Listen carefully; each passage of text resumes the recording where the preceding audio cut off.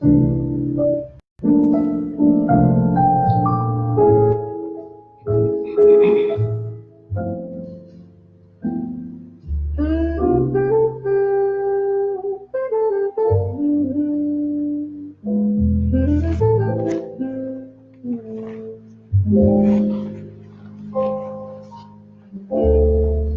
morning.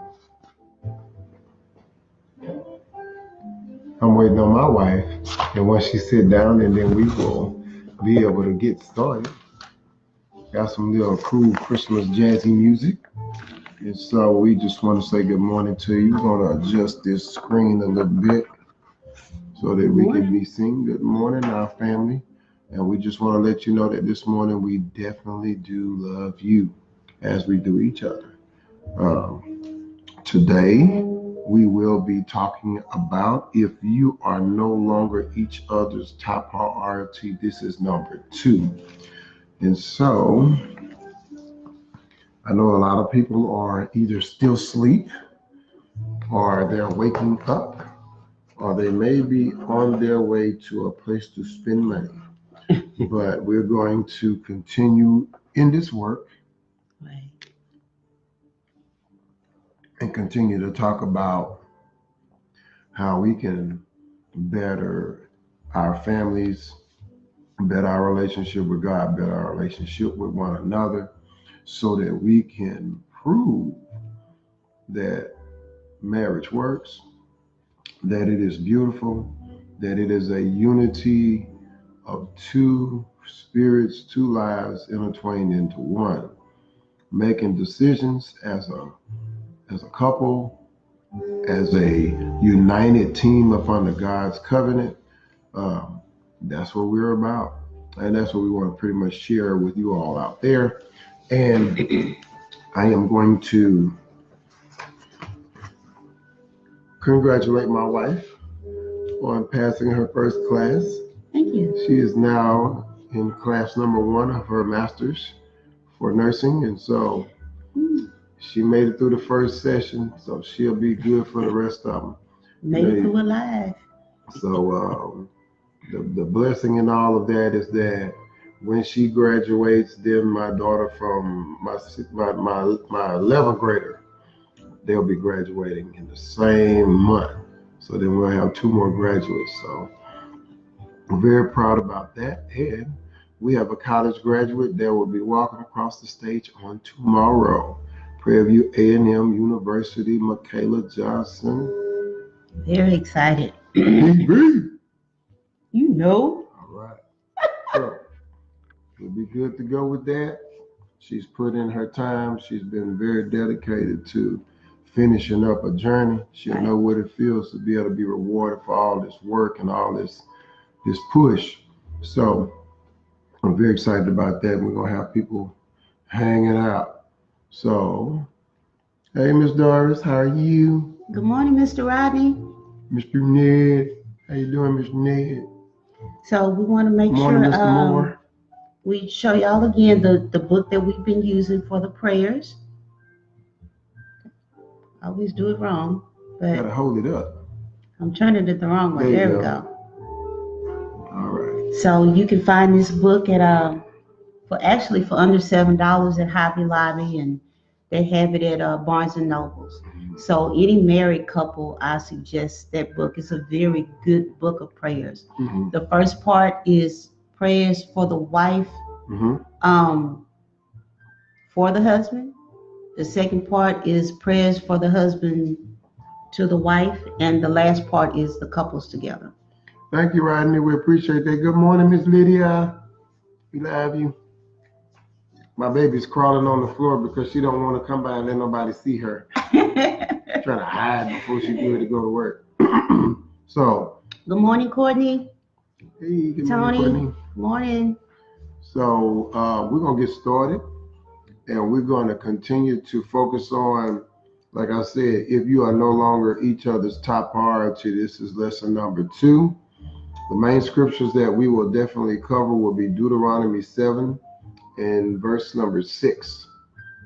And we will also be covering Joshua 24 and verse number 15. So My declaration to you, ma'am, is to continue to support you. I know it was a tough last 3 weeks of you trying to finish this class, but you not only did you finish, but you made a B. Am I correct? You got a B in your class. Yes. And she was 2 points from her A, so she was very upset. But it's all about getting back in the swing of doing that kind of work and doing it at the level that they want you to do it at and complete it. So my hat's off to you, ma'am. You did an outstanding job, and you actually got some sleep every now and then, so that's a good thing. Yeah. So we're gonna pray. Well, wait a minute. I didn't do my declaration to you. Oh, come on. My declaration to you is to help you get through this last week of work Okay. so we can get through Christmas and to our anniversary. That's what I'm excited about. Yeah, I'm excited about that too. It'll be 24 years, 24. December the 31st. 24. Been together 26, but married for 24. 24 years on December the 31st. So I'm excited. I'm ready to get to it. When we got married, I had 5 jobs and I was still broke. And that's the truth, y'all. He's not playing. I had 5 jobs. It was broke as a biscuit. I was working for County Market. I was a substitute teacher in 3 different school districts. I was a minority male mentor. That's 5. And I worked for the Catholic school where I taught PE, and they paid me a whopping $75 a month. Oh my God. That was big time money.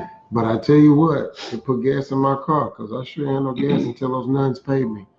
I was so happy to see those nuns, I couldn't do nothing but smile. Thank you, thank you. So, and I'm saying that to say this.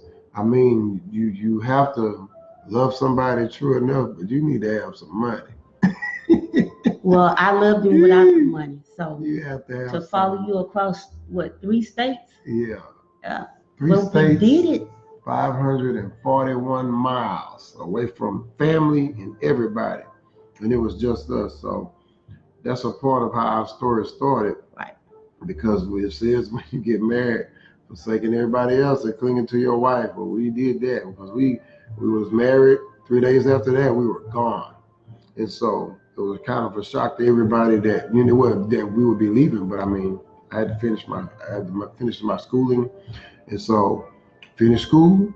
Then the opportunity came, and we are where we are right now. So I want to read this prayer, and I want you to really hear this.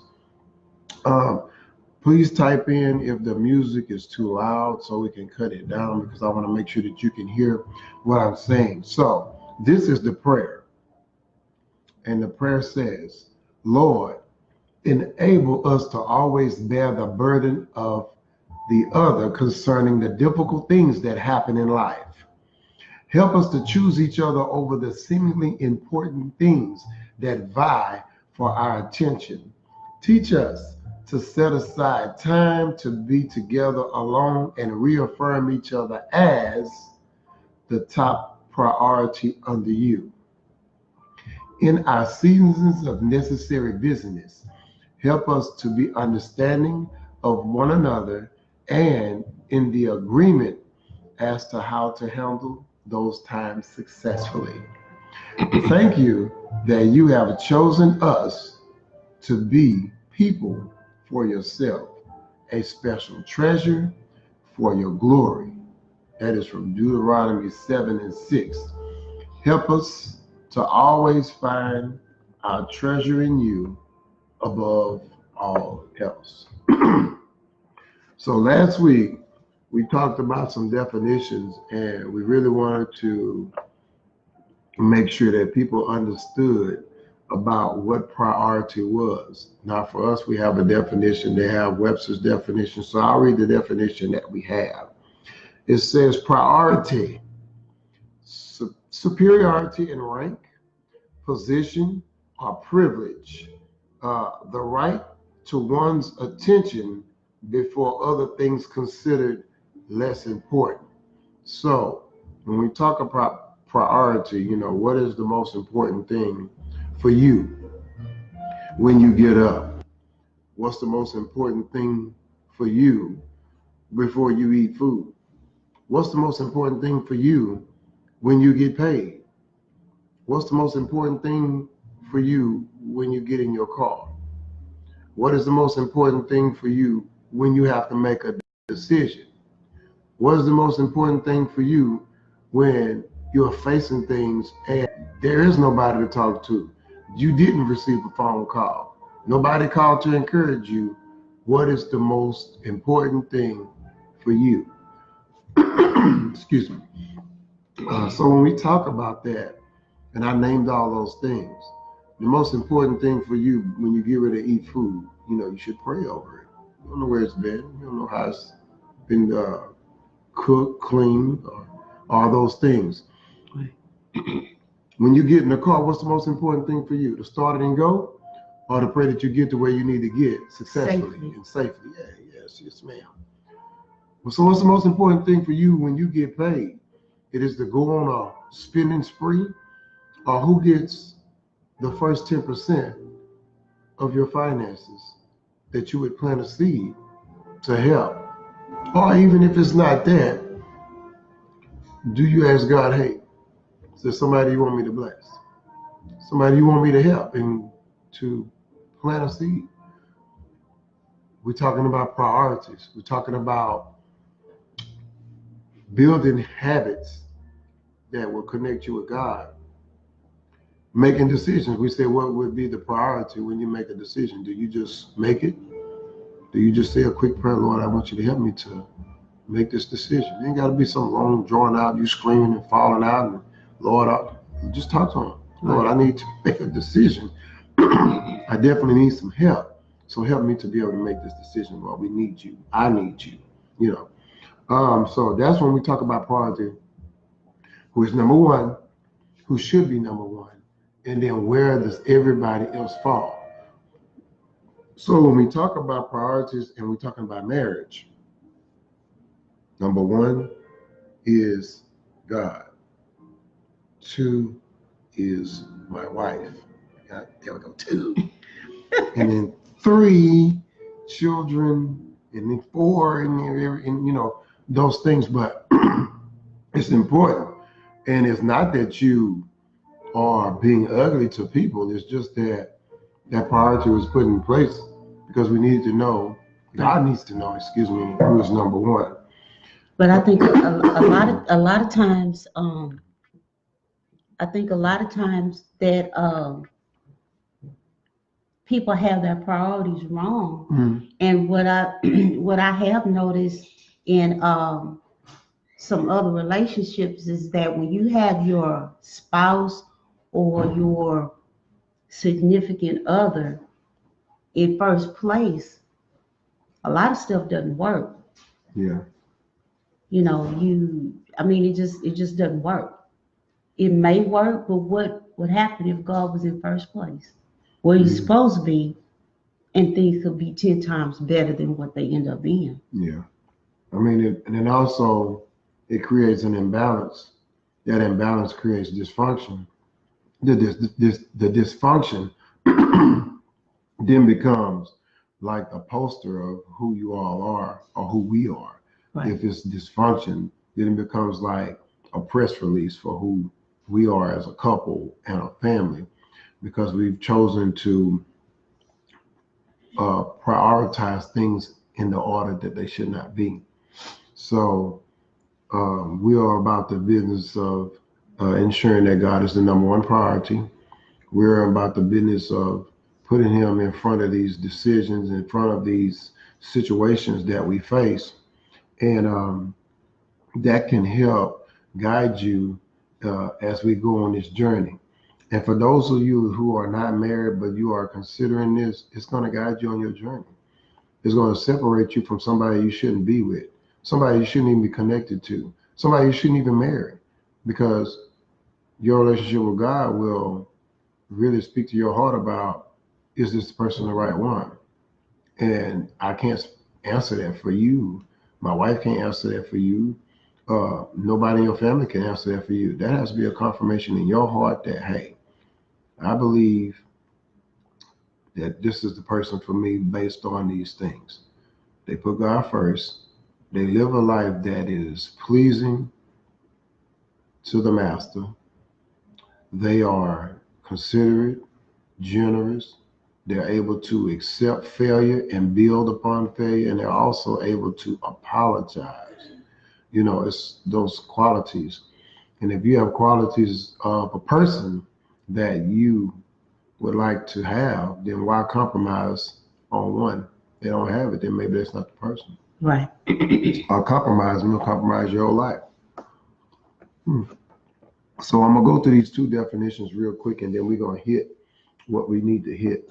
So when we talk about reaffirming, because we talked about that last week, when you reaffirm somebody, that's assuring that you pretty much have their back. And when I say that, I'm reaffirming you because I love you. I'm reaffirming you because I support you in the things that you do. I'm reaffirming you that when you come home and your day wasn't good and it sucked, I'm there to make sure that I can do something, say something to make you feel better, to take away all that stress or whatever you had to face.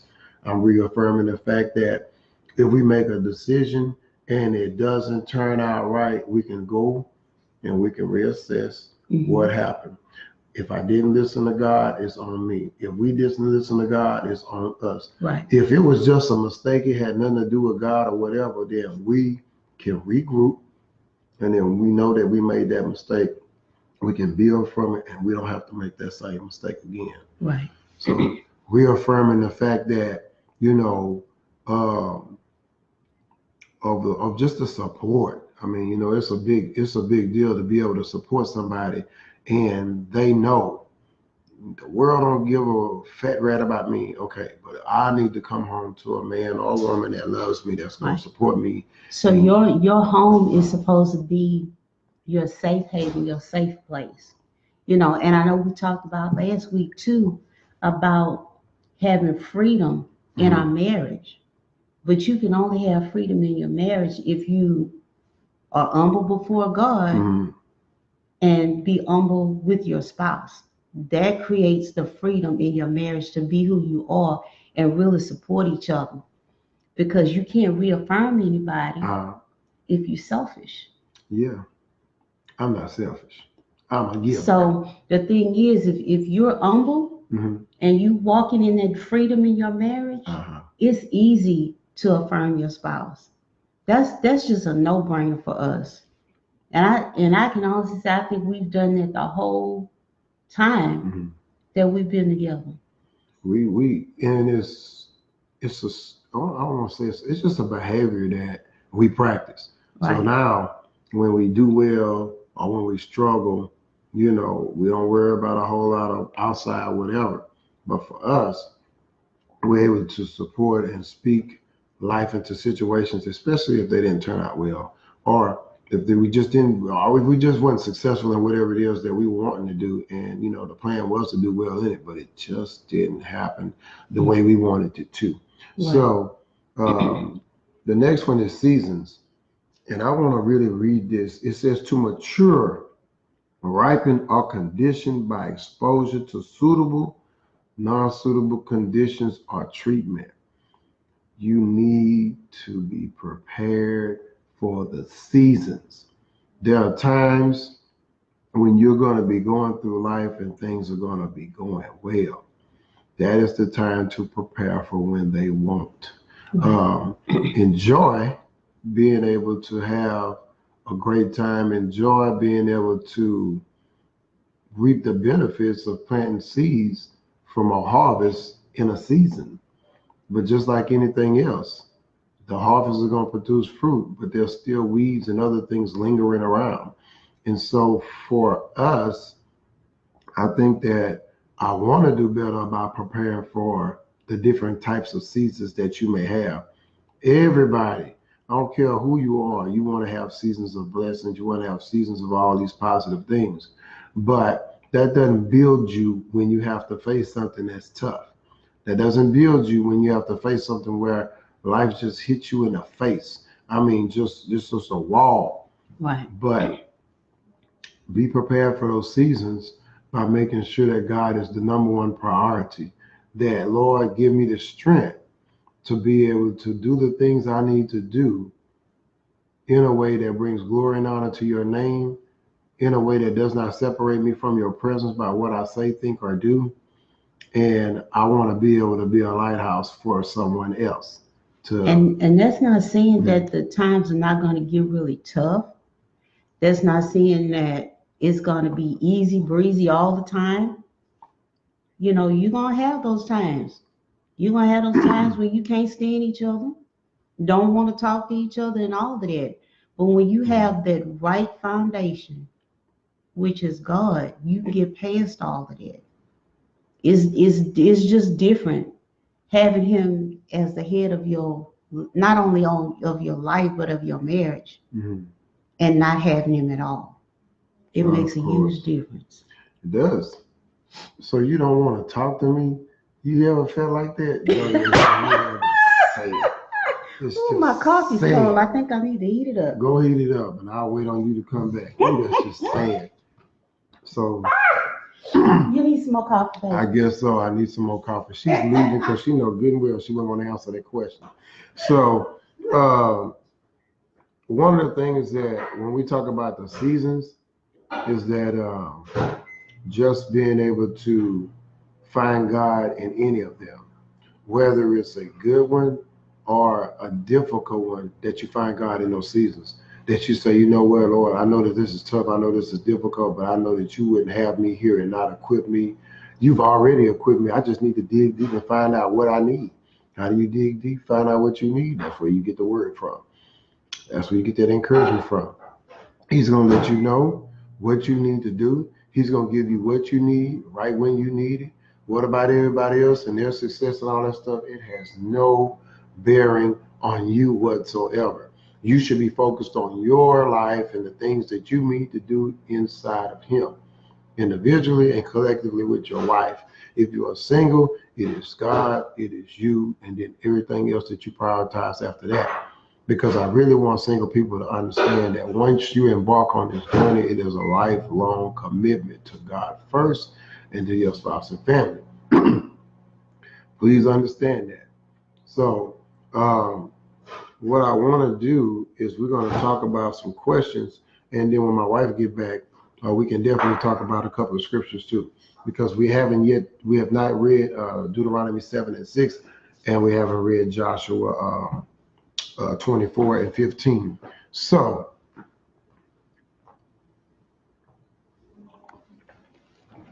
that was good.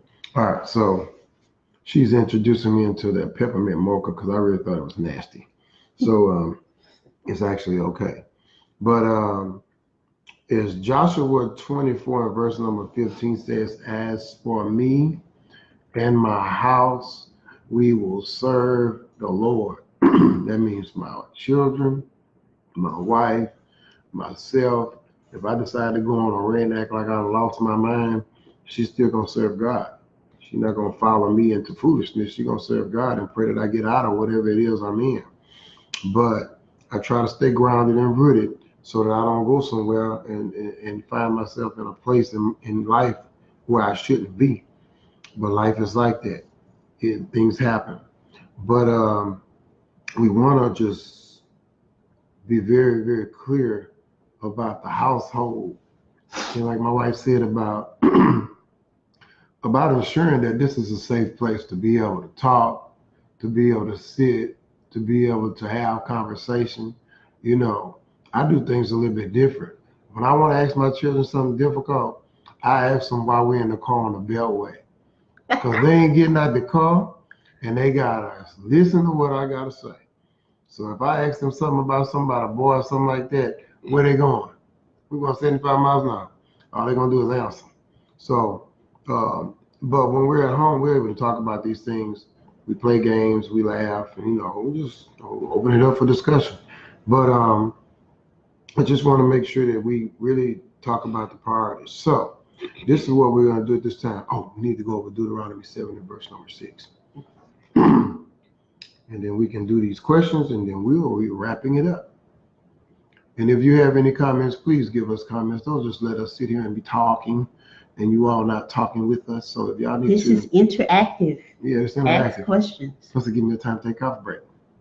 And this is another reason, going back to what we were talking about earlier, about being prepared for the seasons to come.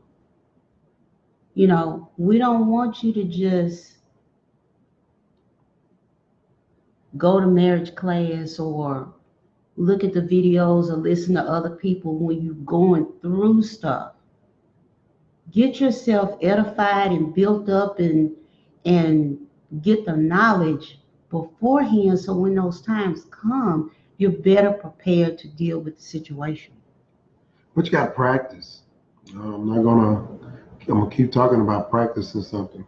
Once you practice something or do something 7 times, it becomes a habit. And a habit, if it's healthy, is going to be a lifelong support for you and everybody else that's around you, associated with you. So it's important that if you find something that has shown positive results, then let that become a habit. All right. Deuteronomy chapter 7 and verse number 6. We're getting there. I was in Joshua. Not Deuteronomy 7 and verse number 6. 76. Okay. All right. You want to read that? This is NIV version. For you are a people holy to the Lord your God. The Lord your God has chosen you out of all the peoples on the face of the earth to be his people, his treasured possession. So that means God think you are highly important. So if God is making you be one of his top priorities, then why are we not making him to be one of ours? It says that he has chosen you out of all the peoples on the face of the earth to be his people, his treasured possession.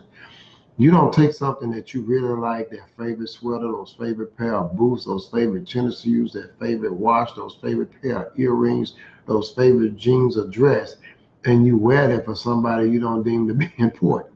You put that on because you feel like, wow, this person is somebody I really respect. Or if it's just you and you respect yourself and say that that's my favorite. Out of all the things in there, that's my favorite. So out of all the people on the earth, you're God's favorite. What about the next person? God's favorite. What about them? God's favorite. And he's going to work with you and be with you in the different times in your life. You will never be alone. Nobody called to help me. You will never be alone. Because when you make God your top priority, you don't look for all those calls. Right. Because sometimes they don't come. I mean, people love you, don't get me wrong. People love us, but sometimes those calls just may not come. Because life gets in the way, or, things in life just hits everybody. So that's when we have to learn how to uplift and edify ourselves in his word. But you have to study his word to know it. And not saying that you're going to remember every scripture. You're not going to remember every word. But again, you have help, because even if you remember part of it, you can go look it up. Yep. And find it, and you find that scripture or whatever that thing is that may be going on with you personally, or maybe going on in your marriage. You find a scripture that pertains to that thing, and you pray that scripture, and you read it, and you meditate on it day and night. So it becomes a habit. Right. You done prayed, you done meditated, you done told the devil exactly what God says. You mean it in your heart. You have power. He understands that you are getting stronger, so then he wants to come against you a little bit stronger. Then you make it through that season. You got some muscles, some biceps, some triceps, and now you're ready to move on to that next thing. Because now that he's trying to test you, he can't win in that area. Oh, so you have the season of victory. But then he said, you know what? I got her. I got him in this area. I see they struggling. I'm going to get them. Let me work on that. And then you be prepared. He's going to come back for something else. So going back to this scripture where it says that we were chosen by him because we're his treasured possession. So that means, as being spouses, we need to treat each other differently, because if he's God's treasured possession, I can't just treat him any kind of way. If I'm God's treasured possession, He can't just do me any kind of way. It shouldn't be. It should be the expectation that you want to be valued, you want to be treated like someone that is the queen of the house, that is the king of the house, that is the prince, the princess, or however you deem that.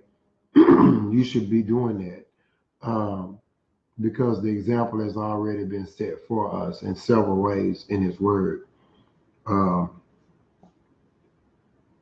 Deuteronomy 7:6 is a good example of what God is saying about how He looks at us as His people.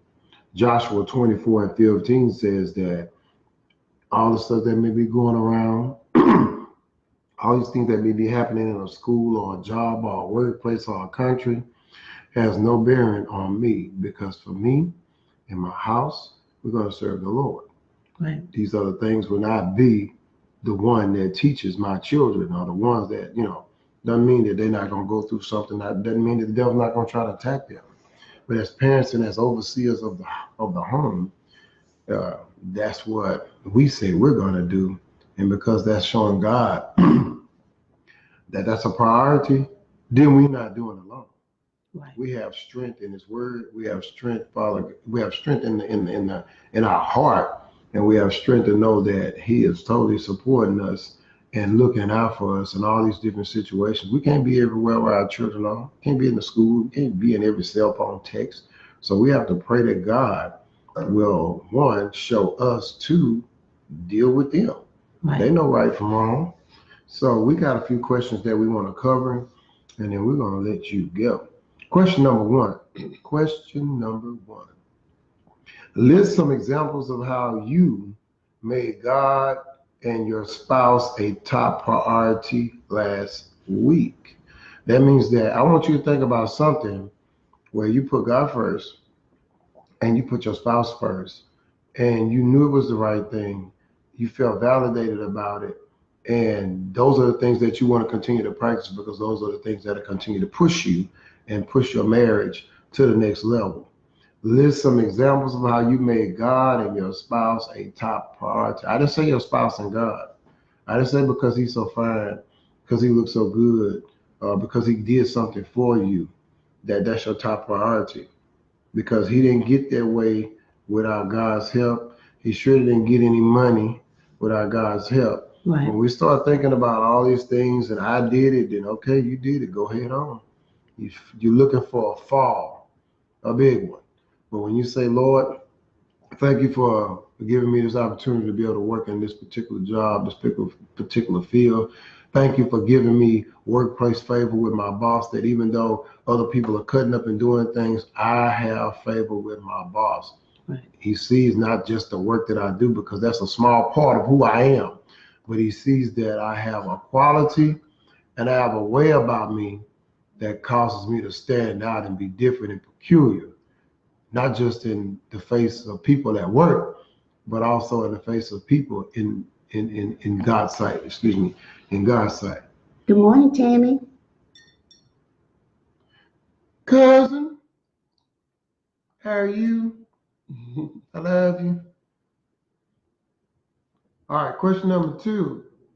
When you reaffirm your spouse, what are some real life examples to share with others? I did a bunch of them right in front of you all about how I reaffirm my wife, and then we make declarations to each other during the week. We try with all due diligence to fulfill those declarations. And trust me, she will tell me when I don't fulfill them.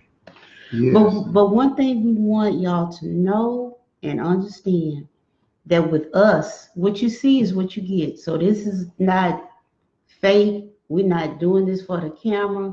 We're not doing this just when we walk outside the door. Mm-hmm. What you see outside the door, what you see at church, what you see in the store, that's real. That continues whether we in or out the house. And so that's one thing that I always encourage couples to do. Mm-hmm. If your stuff ain't right and it's not together, then you need to be inside the house and work on your issues. Put God first. Mm-hmm. Pray over the atmosphere first. Mm-hmm. That God make the atmosphere conducive, that it comes out of your mouth right, the other person receives it in their ears and in their heart the way it's supposed to be. Get your stuff together by putting God first.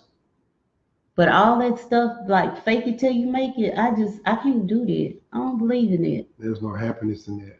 So if y'all see us at Walmart and she's walking in front of me and we're not walking together, that means she mad with me about something. I don't know what it is. I don't know. I have no idea. I just have to figure it out. Either that or he just moving too slow. No. My legs are longer than hers. How I'm gonna move slow. All right, question number 3.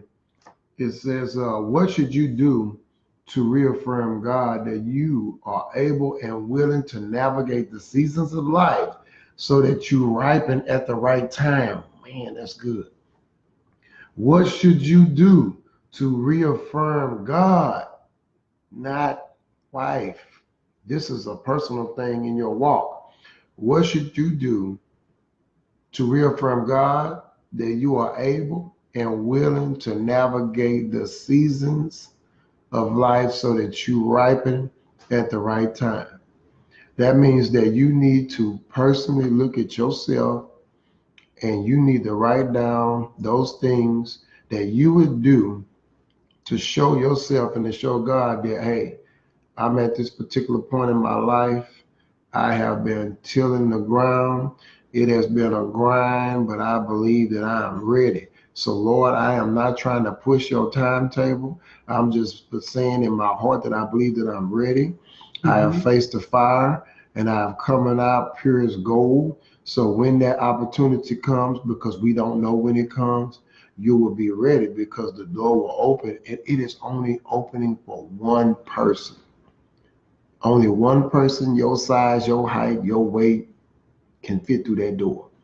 Nobody else. At his appointed time. At his appointed time. That means when a door opens, it ain't for two to walk through. It's for you. But what about if you're married? It's easy. Whatever blessings fall upon her, they fall upon me. Yeah, so when she walked through a door, I don't have to be behind her in front of her. We can walk through the door at the same time because he's going to make that door big enough for both of us. Remember, the door is only for you. Somebody else try to walk through that door, they won't fit. Because then either the height is too low or it's too narrow. It's not for them. This is about you. Navigating the seasons of life. Ripening at the right time. See, just because a door open doesn't mean it's the one you're supposed to walk through. Right. When you ripen at the right time, when you walk through that door, you have the utmost confidence. When you walk through that door, if you look back, then you should be walking through it. Because what else is there to look back to? God ain't opened the door so you can look back. Because all that stuff you was going through in the back was preparing for you to go forward. What you look back for? If you got to look back when you walk through a door, you don't need to go through it. You walk through that door with the confidence that God has put you in that position to be that person and that opportunity at that time for those individual people, whoever they are, and for that season. And then it's time for another season. And that person or some people or whatever, sometimes they're with you just for a season. That's one of the hardest things to sometimes deal with, is that sometimes people are in your life for a season and you may not see them again or whatever. I don't know. That can be tough. Right. It's not that you're a bad person or whatever, but you need to think about it as a blessing from God. When somebody's in your life, they deposit all these good positive things into you and you grow. For whatever reason, they get a promotion, they lead a state or whatever. I mean, it's just the time for you to grow. I want you to ripen at the right time. I want to ripen at the right time. I want our children to ripen at the right time. We're transparent about our struggles when we have to go through stuff. But I believe that some of the things that we had to face, they were able to and are able to see that you're going to have to wait. Right. You're not just going to get what you want, when you want it, how you want it. That's not always the path. It is a building, a setting of a foundation so that everything you go through, your foundation is firm. The wind, the waves, the backbiting, the lying or cursing or whatever it is, that people may be doing towards you, when you're on a solid foundation and he is your top priority, then those things don't cut and but pry at you or whatever. They don't hurt you like that, Right. because God has given you the inner confidence to know that he's not going to tell you that you're a failure. He's not going to tell you gossip. He's only going to tell you the truth. He's going to speak wisdom into your ear that's going to drop it down and resonate in your heart and give you strength, so that when you have to face something, there you go, you got it. So we're gonna do this, or you gonna? So we have a challenge of the week, which is actually homework. But it says reaffirm God and your spouse. There should not be a doubt about your commitment to grow and develop from the season that you are in at the present moment. The present moment, the present season. Because if you curse in the present season and you're not happy about this season, or you just complaining to God and murmuring, then you're going to be in that season for a very long time, because you have not shown God that you have matured enough and ripened enough to be able to go to the next level. When a fruit or vegetable or however that stuff goes, and when it's at the right time, that's when it's picked. That's when it goes to the market. That's when you buy it. You might want an unripe fruit and it's nasty or it's hard. It's like getting a plum. Oh goodness. If you buy a plum and you eat it at the wrong time, it is nasty, because it doesn't have any sweetness. If you get a peach at the wrong time, nasty. Or nectarine, which is supposed to taste good, but get it at the wrong time, Right, it won't taste good at all. So the ripening at the right time means you have to wait. And during that wait time, you are developing and practicing what you learn that's going to keep you successful. Hey, baby. So don't forget, this week is to reaffirm God and your spouse. Find different ways. Let them know how much you love them, how much you appreciate them, how much you thank him for rising you up and giving you an opportunity to be a blessing every day. Thank you for my gas in my car, even if it's only $5 worth of gas.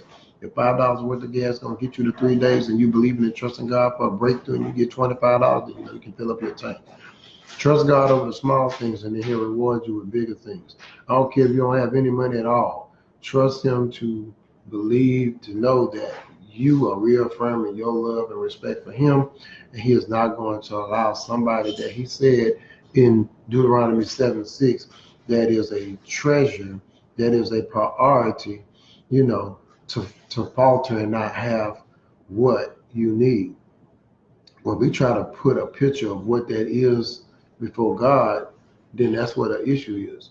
The blessing comes the way it comes. We can't choose the way it's going to come, but we can accept it when it comes, thank God for when it comes, and then take part of that blessing and make sure that we share it with someone else to, extend and plant the seed for Right. other things. And you building the other person up too, because you may not know, what they dealing with. There we go. This is a perfect thing. So when we talked about, and then we'll close it out. So when we talked about the ripening and the right season, so when you are in that season of blessing, then that's when you are retilling the ground for the next harvest. So that means you plant the seed and you nurture the seed so that you can be able to ripen at the right time. You are in a season of blessing now. So in that season of blessing, you plant seeds so that the next thing that you may or may not have to face, you're ready for it. You're ready for it. Plant in the season right after harvest for the next season. And God will reward you. So we're done. You got to get ready for graduation party. You going to work? Mm-hmm. All right. All right. Have a good one. Good morning, Talia. She don't want nobody to see her. She got that morning face. She shushed you. Yeah. I see thumbs up, yeah, thumbs up and hearts and stuff like that. Yeah. Let's go. So, couple of things. Recap real quick. Make sure that you reaffirm God and reaffirm your spouse this week. Uh, List examples of how you have made God and your spouse priorities this week for next week. Good morning. Good morning, beautiful. Pastor White, good morning. How are you? Hey, Miss Tiffany.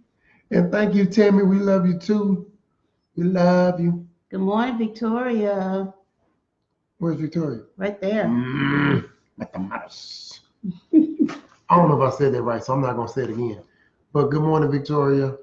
We're at the end, but you can go back and check it out. Right. And we just appreciate you. You beautiful too, Tiffany. And Tiffany, you gotta help us to do all that cool stuff you're doing, or maybe we just don't have the right kind of tech. Yeah, we're not tech savvy. We don't know how to have stuff slide like across you a the pastor. screen. You have stuff going across the screen when we look at you and Charles do y'all thing. I'm like, man, how we gonna do that? We don't know how to do that. And if I touch anything with technology, you better get ready. It's not gonna turn out well. So let's have a great day, people. Enjoy your family, enjoy each other. If you don't do anything else, just make sure you reaffirm your relationship with God and reaffirm your spouse. Let them know that they are important to you, that you do love them, that you do appreciate the things they do. Find something positive to say about them and their relationship with you. If it's opening the door for you, thank them for that. If it's giving you time when you need to decompress, do that. Whatever it is, let them know how much you appreciate them. Tell your children that you love them, that you appreciate them, even if they don't clean up their room. Find something to tell them, because that's going to only make them work harder to be better as a person for themselves and also for their relationship with God. So we want you to have a great Saturday. Enjoy your family. I love the hearts. I love the love. And remember, you have to practice. You have to practice. You can't just listen to us. You have to go and do. Right. Give your spouse a hug. Let them know. Give them a text to let them know how much you appreciate them. Give them, an easy thing to do is, hey, just put a sticky note on the wall or something before you leave. They're going to pass by and see it. It could be something positive. But do it on a sticky note. Do something. Find a way to communicate your love for your spouse, to reaffirm them that they are doing a great job, that they are a great father, they are a beautiful mother, that they are giving them caveats and tidbits for the children to be successful in whatever season of life that they are in. But what I want to encourage you though is that if you find that okay, you need to do these things to enhance your marriage, and at some point in time you feel like it's not genuine or it's not easy for you to do those things, then you need to spend more time with the Father and ask Him to give you that new love for your spouse, to rekindle that for your spouse. Because again, you should be able to walk in freedom and humility in your marriage. Yeah. So I encourage you all to just continue to love, continue to show the respect that's needed. We're different in the way that we're different in the way we communicate, but we should communicate and walk in love. We'll see you all next Saturday. Just continue to just do the right things before God. Prioritize what you need to do this week and watch how God blesses you with the priorities that you put in place as Him being number one